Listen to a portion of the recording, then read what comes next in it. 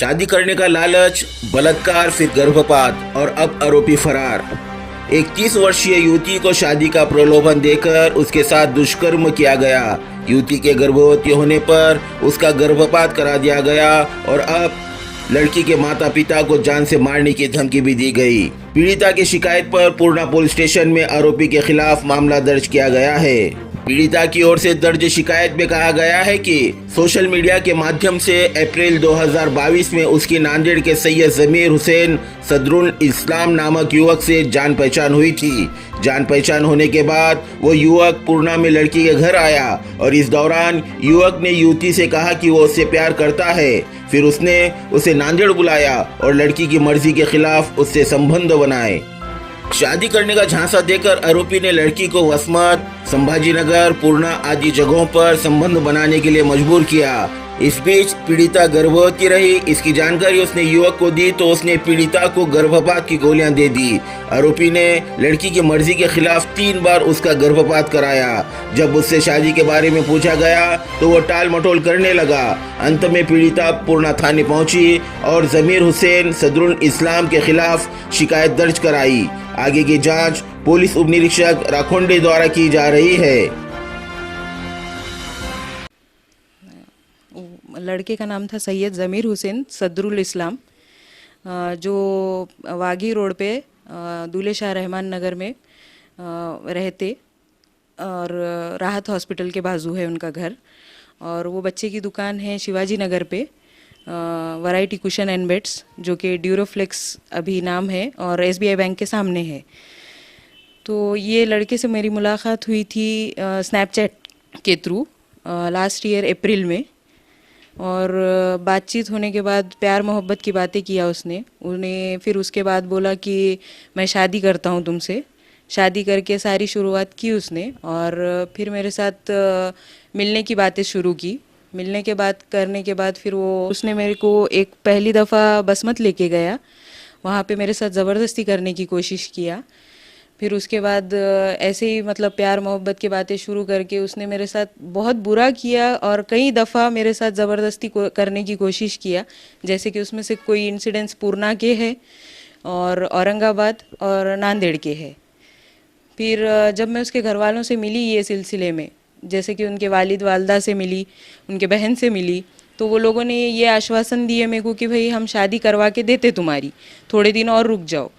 तो इस हिसाब से उन्होंने फर्स्ट टाइम मेरी जो है एक विथ पिल्स जो टैबलेट्स के थ्रू है उसने मेरा फर्स्ट अबॉर्शन करवाया।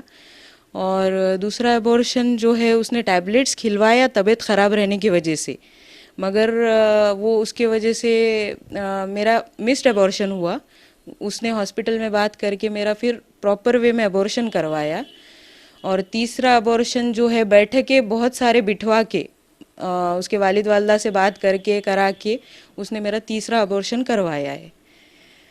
नहीं सर, बार बार वो यही बोलता था कि भाई मेरे वालिद साहब की तबीयत ख़राब है, थोड़े दिन रुक जाओ। फिर बाद में उसके वालदा की तबीयत के बारे में बताया उसने कि थोड़े दिन और रुक जाओ। इस तरह वो मेरे साथ बार बार मतलब झूठे वादे करना स्टार्ट कर दिया। फिर उसके बाद इतना प्रेशराइज्ड करा और बार बार यही बोलता था कि नहीं शादी कर लेता, आप हाथ पैर जोड़ना, रोना धोना।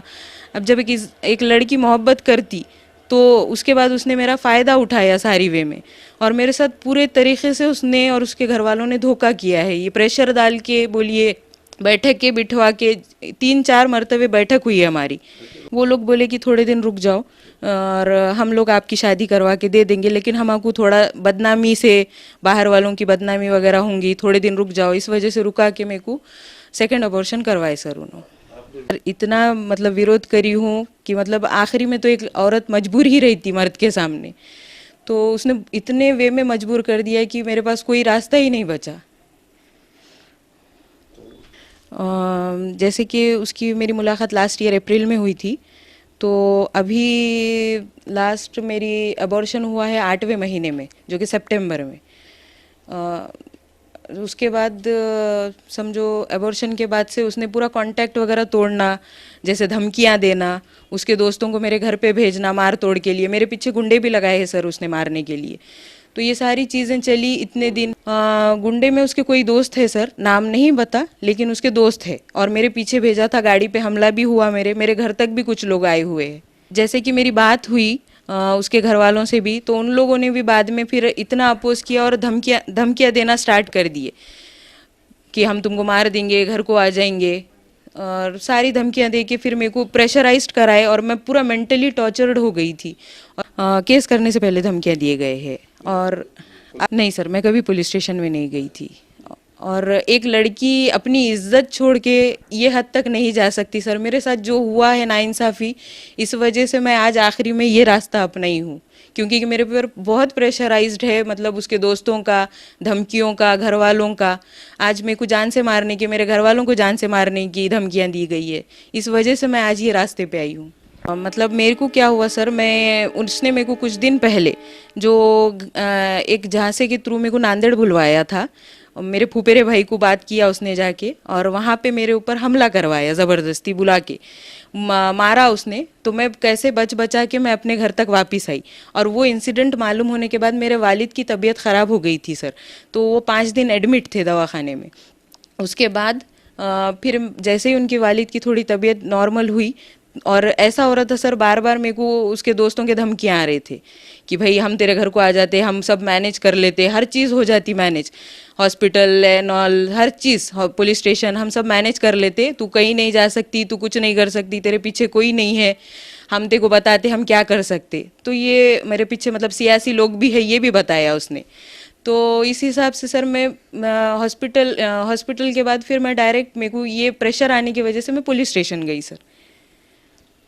सर एक्चुअली मैंने 30 तारीख के दिन बाय पोस्ट पुलिस स्टेशन में अपनी एफआईआर कॉपी, जो मेरा स्टेटमेंट है, हाँ जी, तो स्टेटमेंट मैंने पुलिस स्टेशन पूर्णा, एसपी मैडम के पास, आईजी सर के पास, सभी के पास भेजी हूँ।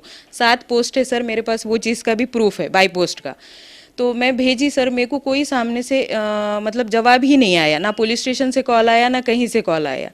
तो फिर सर मैं 5 तारीख के दिन रुकने के बाद फिर थोड़े दिन और 1-2 दिन रुकी, और आखिरी में मैं 11 तारीख के दिन हाँ, मेरे अर्ज़ का जवाब नहीं आया था। उसके बाद मैंने फिर एसपी मैडम को मैसेज की थी, जो हमारे परभनी ज़िले के हैं। तो मैम ने मेरे को सामने से बोले कि भाई आप डीवाईएसपी साहब के पास जाइए और बात कीजिए पुलिस स्टेशन में। तो मैं वहाँ पे सर से मिलने के लिए, सर का कॉल आया, सर का कॉल आने के बाद मैं सर को मिलने के लिए गई। तब मेरे को वहाँ पे सवालात हुए, जैसे कि क्या है आपका स्टेटमेंट है वगैरह है, आप मैडम के पास दीजिए। और मैं मैडम के पास स्टेटमेंट लेके अपनी फ्रेंड के साथ गई वहाँ पे, और मैंने स्टेटमेंट दिया वहाँ पे। उसमें सर स्टेटमेंट के लिए मुझे तकरीबन दोपहर में 2-2:30 बजे से रात के 12:30 बजे तक मुझे वहाँ पे बिठाया गया। और स्टेटमेंट में इतनी कटछाट की गई है, उसमें कुछ आरोपियों के नाम है, जैसे कि एक है उसमें माजिद पीएसआई है, जो कलम नूरी में पोस्टिंग है। तो उनका नाम निकलवाने के लिए सर तकरीबन मेरे साथ 4 से 5 घंटे, मतलब वो एफआईआर और जो स्टेटमेंट है उसमें एडिटिंग करते गई सर। फिर उसके बाद वहाँ से सर ने ये कहा कि भाई उनके अगर घर वालों के खिलाफ कोई रहता है तो हम आरोपियों में इसको नहीं ले सकते, सिर्फ अगर ज़मीर के खिलाफ होगा तो हम ले सकते, ज़मीर का नाम अकेला अगर मुजरिम में होगा तो हम लेते। तो फिर मैं अपने लॉयर से बात की, तो सर बोले कि नहीं, डबल एफआईआर नहीं होती, आप कर रहे होंगे तो वही सभी के नाम लो उसी में। तो फिर इतना एडिटिंग करने के बाद और रात के सर 12:30 बजे तक मैं कंटिन्यू वहाँ पे एफआईआर के लिए बैठी। और आखिरी में मतलब एक औरत, मैं अकेली होने के नाते वहाँ पे दोपहर में 2 बजे से रात के 12:30 बजे तक वहीं पे अकेली थी। फिर आखिरी में रात हो गई, इस वजह से मैं, जो मेरे पापा पेशेंट है, वो उन्होंने वहाँ पे 11:30 बजे आई। 11:30 बजे से आने के बाद फिर 12:30 बजे मेरी एफआईआर, मतलब रात को 12:30 बजे मेरे हाथ में एफआईआर कॉपी मिली है सर। सर एक्चुअली वो शायद ज़मीर के फ्रेंड है, जो कि ज़मीर उनको यहाँ पे पुलिस स्टेशन में लेकर आया था कि भाई बच्ची का क्या सेटलमेंट है, जो भी है पैसे ले दे के अपन ख़त्म करवा देंगे। इस वजह से वो एक मर्तबा आए हैं पुलिस स्टेशन में, और ज़मीर पुलिस स्टेशन में 3 मर्तबा आया है सर।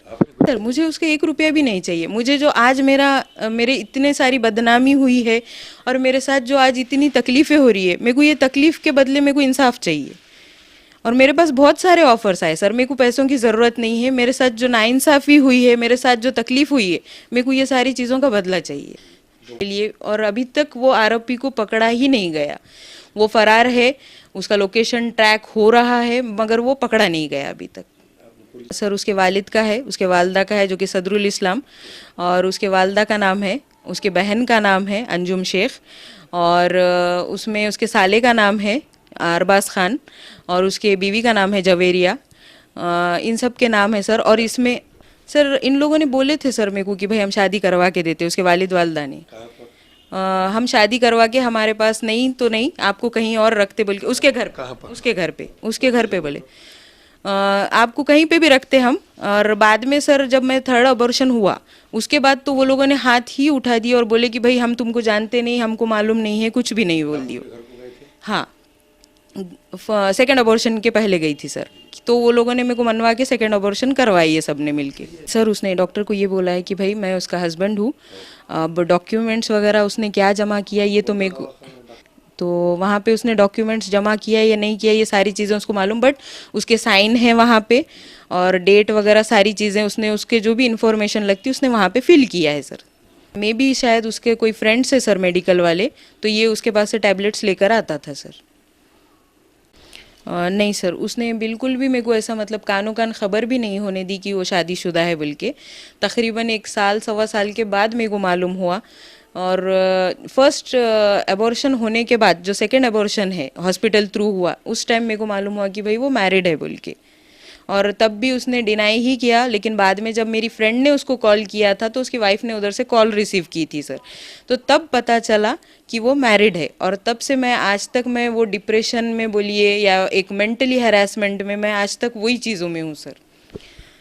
जो बैठक हुई थी उसके घर पे हुई थी पहली, तो उसने उसके घर पे जो वाघी रोड पे घर है उसका, वहाँ पे उन्हें लेकर गया था और वहाँ पे ले जाके उसके वालिद वालदा से मेरी बात करवाया था। तो उन लोगों ने मेरे को आश्वासन ये दिए थे कि बेटा बदनामी से बचना है हमको, और ये सारी चीज़ें हमारी। बैठक में कौन थे? उसके वालिद वालदा ज़मीर और मैं, चारों थे। उसके बाद सर धने गाँव में बैठक हुई हमारी, 2 से 3 मरतबा धने गाँव में बैठक हुई जो कि आदित्य एंटरप्राइजेस है। वहाँ पे उसके दोस्त थे अखिल बेग और इरशान अहमद, ये लोगों के थ्रू हमारी बैठक हुई थी। और इन लोगों ने ही मतलब कोरा बॉन्ड वगैरह जो लेकर आए थे, बोले थे कि भाई तुम इसके ऊपर कोरे बॉन्ड पे मेरी साइन करवा के दे दो, और हमको जो लिखना है हम लिख लेंगे बाद में। और उन लोगों ने बोला कि भाई हम सब करवा के देते, तुम्हारा टेंशन मत लो, प्रेशराइज्ड करे। और करके मेरे को सर ये लोग ही मतलब नहीं सर, मैंने बॉन्ड पे साइन नहीं की थी, क्योंकि कि मेरे साथ मेरे कजिन थे वहाँ पे शाहजेब बोल के, तो उन्होंने वो बॉन्ड फेंक दिए थे। तो इन लोगों ने प्लान करके धोखा दे के मेरे को वहाँ से ले जाके हॉस्पिटल को अबॉर्शन अखिल बेग और इरशान और ज़मीर, ये तीनों भी मेरे को पूर्णा तक गाड़ी में लाके अखिल भाई के छोड़ कर गए सर। सर मैं ये चाहती हूँ कि भाई आज तक इतने दिन हो गए, 8 से 9 दिन हो गए, और 8-9 दिन में ना वो आरोपी पकड़ा गया, ना वो इतने सारे लोग जो मैंने एफआईआर में नाम लिखाई, जैसे कि उसके घर वाले, उसके दोस्त है, और जो मैं पीएसआई का नाम ली वो, ये सारे लोग सर घूम रहे फिर रहे और अपना अपना काम चालू है, बिजनेस चालू है उसके वालिद का भी, और इन लोगों को आज तक पकड़ा ही नहीं गया सर। और ना इनमें से किसी को एक बार भी पुलिस स्टेशन बुला के पूछताछ हुई है। रही बात उसके घर तक गए, लेकिन उसके घर को पूछना छानबीन कुछ नहीं हुई, उसकी सिर्फ गाड़ी यहाँ पे रिकवरी में है, बस उसके बाद कोई चीज़ अभी तक नहीं हुई। मेरे फैमिली में सर मेरे वालिद है और मेरे वालदा और मैं है, तीनों ही है, और मेरे को उनके सिवा और उनको मेरे सिवा कोई नहीं है, और इसके वजह से मैं मजबूर हूँ। और हम तीनों के भी जान को धोखा है, जैसे मेरे वालिद वालदा और मेरे को तीनों को भी जान को धोखा है, क्योंकि कि आज जो मुजरिम है वो सारे लोग बाजार में घूम रहे, और बाकायदा सर वो जो मुजरिम है उसमें का एक मुजरिम का मेरे को बाकायदा मैसेजेस और कॉल आ रहे सर्कल से, फिर भी कोई एक्शन अभी तक नहीं लिया गया। और मैं पुलिस स्टेशन में कॉल करके बोली भी हूँ कि मेरे को उसके कॉल्स और मैसेज आ रहे, मैंने नंबर भी दिया है। न्यूज देखने के लिए हमारे चैनल को लाइक और सब्सक्राइब कीजिए।